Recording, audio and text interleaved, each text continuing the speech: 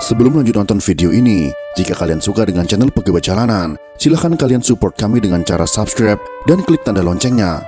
Silahkan gunakan headset Anda untuk mendapatkan kualitas suara yang jernih. Selamat menonton.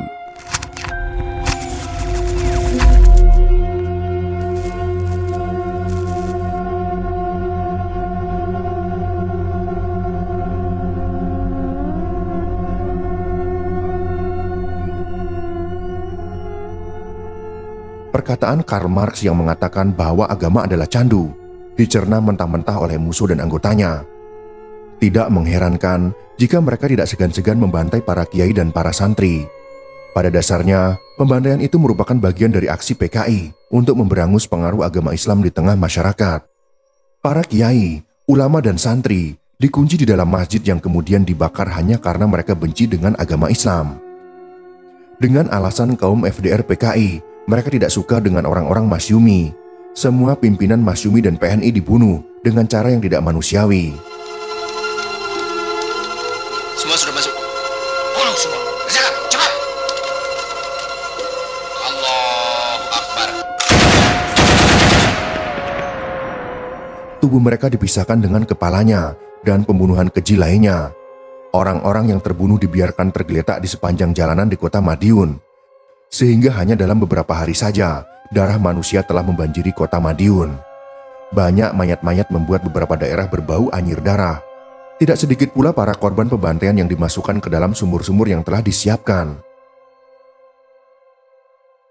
Setelah berhasil menguasai Madiun, PKI kemudian bergerak ke pesantren Sabilul Mutakin atau yang lebih dikenal dengan pesantren Takeran.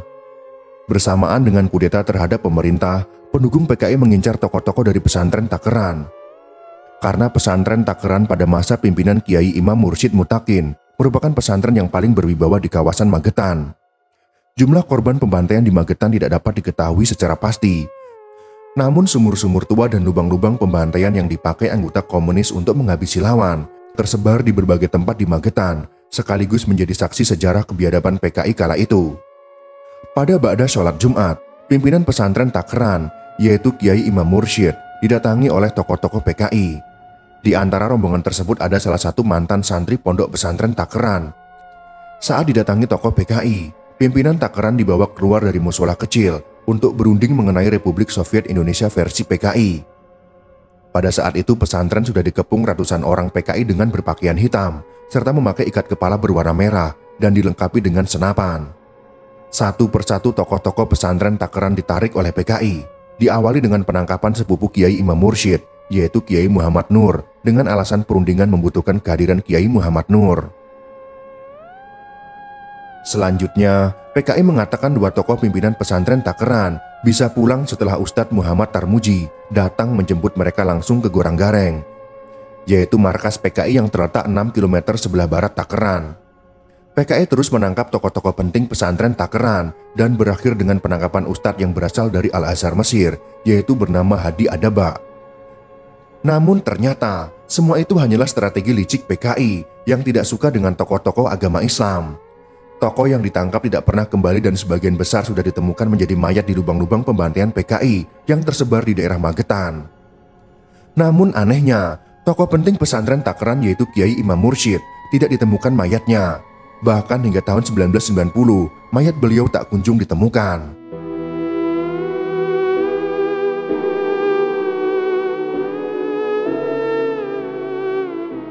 Pada hari Sabtu pagi tanggal 18 September tahun 1948, ulama dan kiai pesantren Burikin ikut diserbu dan diseret sejauh 500 meter dari pesantren Burikin ke desa Batokan. Kemudian mereka beralih ke Sumur Tua Cigro, salah satu tempat pembantaian kebiadaban PKI.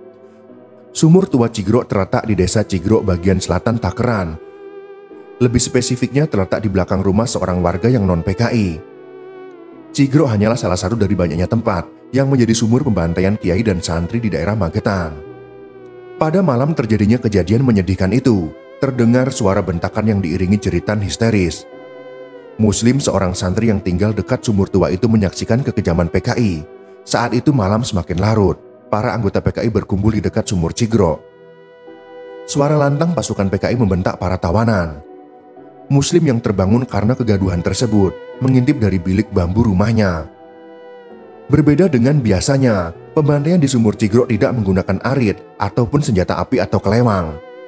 Saat itu para anggota PKI menggunakan pentungan sebagai senjata untuk menyiksa para tawanan.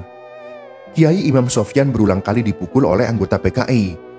Ia dijebloskan ke dalam sumur dan dilempari dengan benda keras dari atas sumur.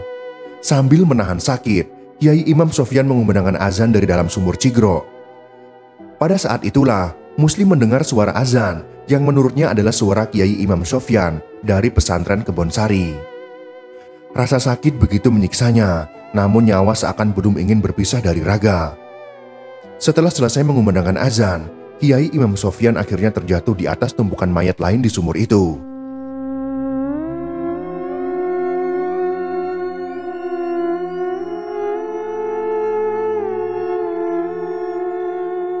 Kekejaman PKI yang seakan tak bertuhan, mereka kemudian menimbun dengan jerami, tanah dan bebatuan.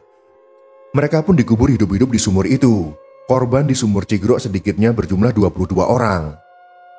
Di tempat yang berbeda dari sumur Cigrok, kedua putra Imam Sofyan ternyata juga ikut ditangkap. Mereka adalah Kiai Zubair dan Kiai Bawani. Mereka juga menjadi korban pembantaian anggota PKI. Korban selain Kiai Imam Sofyan di sumur Cigrok adalah Hadi Adaba dan Imam Faham dari PSM Takeran. Imam Faham adalah santri Kiai Imam Mursyid Takeran yang ikut mengiringi gurunya ketika dibawa mobil PKI.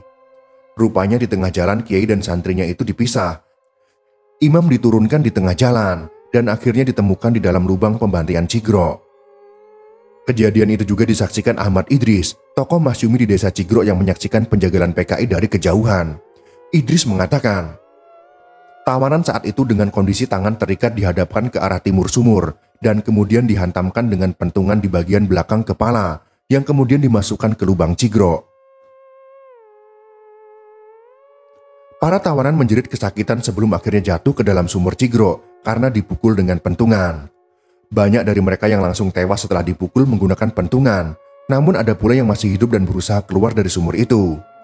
Dengan susah payah mereka merangkak. Tangan mereka berusaha menggapai sisi sumur, tapi apalah daya ketika tenaga telah habis. Walau mereka mengeluh kesakitan, rasa kemanusiaan anggota PKI telah hilang. Mereka melakukan perbuatan keji layaknya mereka menyiksa binatang, sebelum akhirnya mengubur para tahanan hidup-hidup. Itulah kekejaman anggota PKI yang terjadi di sumur Cigrok, Takeran, Jawa Timur. Di desa Cigrok kemudian dibangun monumen untuk mengabadikan kejadian pilu yang terjadi pada kiai dan santri. Tak hanya para kiai dan santri, camat Takeran saat itu juga menjadi korban kekejaman PKI. Para anggota PKI membunuh siapa saja yang menentang ideologi mereka, karena mereka menganggap kelompok lain sebagai musuh tegaknya ideologi komunis.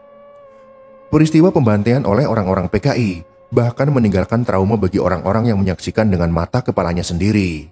Semoga kisah sejarah ini bisa bermanfaat untuk kita semua. Jika kalian suka dengan video ini, silakan berikan jempol ke atas. Dan jika kalian menganggap video ini bermanfaat, maka bagikanlah untuk teman-teman Anda yang lain. Terima kasih sudah menonton.